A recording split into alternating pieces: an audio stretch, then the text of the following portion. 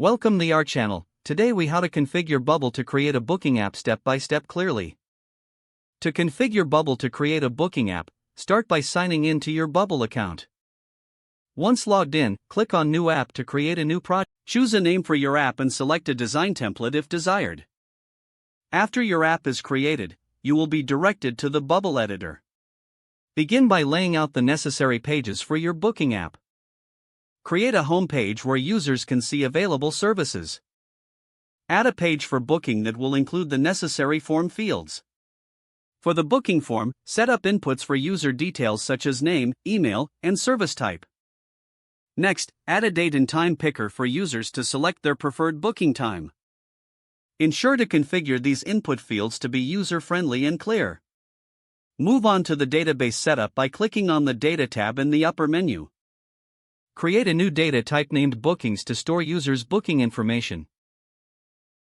Add relevant fields in this data type, such as username, service type, date, and time. Return to the design view and link the booking form inputs to the database fields you just created.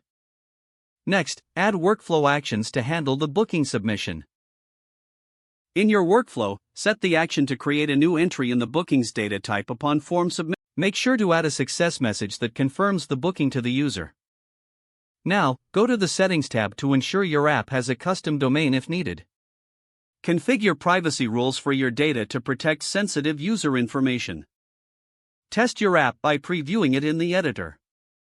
Try making a booking to ensure all workflows and database actions function correctly. Once satisfied with the app, consider setting up user authentication for added security. Explore additional features like email notifications for bookings if desired. Finally, review your app for any design or functional improvements.